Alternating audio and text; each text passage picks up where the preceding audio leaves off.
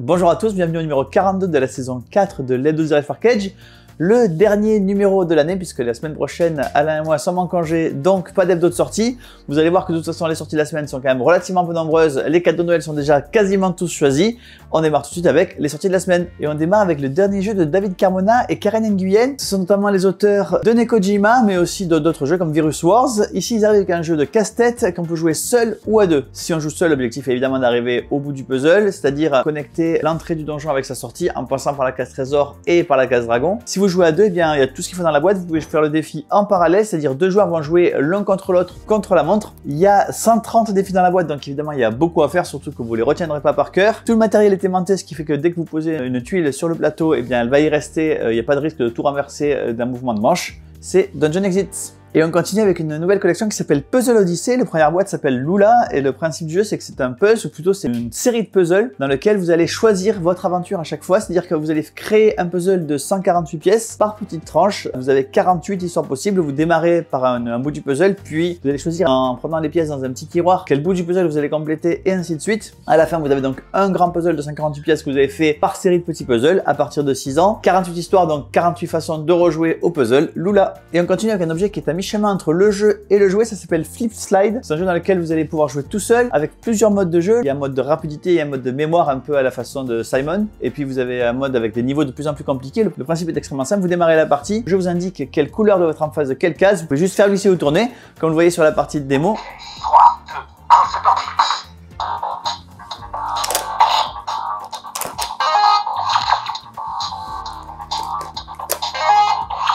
C'est très simple, ça se joue tout seul, ça se joue n'importe où, c'est Flip Slide. Et on continue avec le jeu Banania. Banania, c'est une série animée qui est sortie en 2016 sur Crunchyroll, qui est l'histoire de chats qui habitent dans des bananes, dont le rêve c'est de se baigner dans une fontaine de chocolat. Ici, c'est pas l'objectif du jeu, l'objectif du jeu c'est d'aller récupérer 10 chats bananes différents pour gagner la partie, à condition évidemment de crier Nia pour remporter la partie quand on a fait les 10 chats bananes. À chaque tour, vous piochez une carte, vous jouez une carte, c'est tout simple, c'est Banania.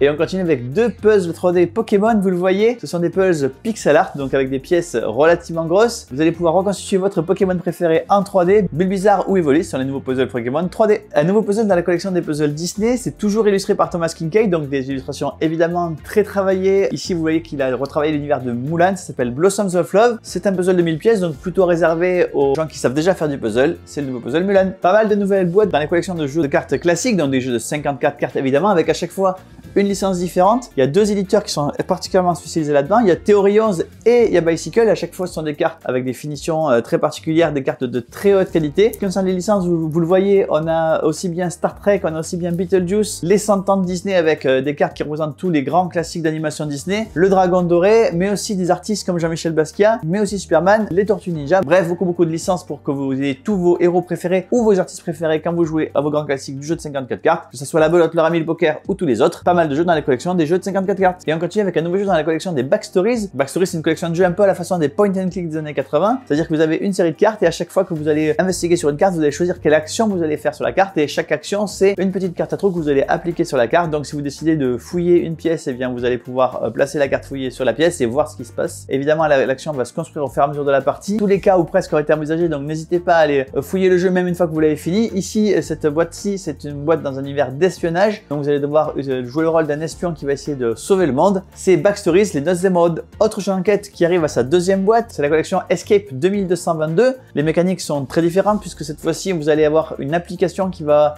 vous guider tout au long de la partie, qui va aussi vous permettre de vivre une ambiance sonore, une ambiance visuelle, bref, beaucoup de choses qui vont se passer pendant que vous jouez. L'histoire, c'est toujours cette agence qui va revenir dans le temps et essayer de résoudre des problèmes de la façon que le futur ne change pas. Ici, vous êtes plongé à Bordeaux en 1942. Votre objectif va être d'aider la résistance dans Bordeaux occupé. C'est Escape 2222, Bordeaux 1942. Encore une deuxième boîte, cette fois-ci, c'est La Clé. La Clé, c'était un livre de Fanelia qui a eu un assez gros succès. Un livre à énigmes puisque, voilà, vous pouvez juste ouvrir le livre et profiter des illustrations qui sont assez magnifiques.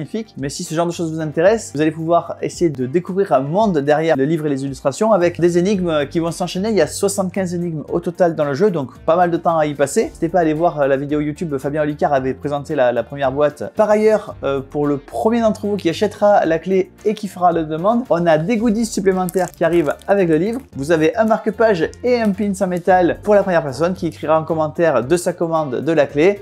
je veux le pins et le marque-page. Et on continue avec Maki Master. Maki Master, c'est une réédition d'un jeu qui s'appelait Wasabi. Le jeu a été revu et corrigé. Les règles sont plus simples à comprendre. Il y a des mécaniques qui ont été revisitées. Et puis la direction artistique a complètement changé. Vous le voyez, il est beaucoup plus moderne et vous le voyez pas, mais il est un peu plus lourd. C'est toujours ce jeu dans lequel il va falloir collectionner les ingrédients pour servir vos clients. C'est Maki Master. Autre jeu qui revient en 2024 dans une édition spéciale, c'est les Pillards de la mer du Nord. Pourquoi édition spéciale? Parce que la nouvelle boîte contient à la fois évidemment le jeu de base, mais également le mode solo, mais également des pièces en métal et aussi un insert à plastique qui permet de ranger dans la boîte le jeu de base et toutes ses extensions. Donc une édition spéciale bien chargée, c'est Pillards de la mer du Nord. Et on continue avec l'édition spéciale des 10 ans de Limit Limit. Limit, je vous présente pas, hein, c'est le jeu basé sur Cards Against Humanity, donc un jeu dans lequel vous allez compléter des phrases de la façon la plus drôle possible. L'édition des 10 ans, c'est une édition spéciale avec que des cartes nouvelles, mais des cartes qui ont été suggérées par la communauté de Limit Limit sur les réseaux sociaux, sélectionnées évidemment par les auteurs, remis à jour plein d'actualités. Vous voyez des cartes au sujet de l'Ukraine, de Pierre Palmade et de toutes les choses qui vous ont choqué ou fait rire ces dernières années. C'est Limit Limit spécial 10 ans. Et on continue, je vous parlais de Nekojima il y a pas longtemps, bien voici l'extension qui arrive, c'est le Tori Pack. Le Tori Pack, ça ajoute deux mécaniques à Nekojima. La première mécanique, c'est un Tori que vous allez poser sur le plateau et rien ne doit toucher le Tori, puisque vous le savez, le Tori c'est une porte sacrée au Japon, donc rien ne doit le toucher. Et puis vous avez également un autre module qui est un chaton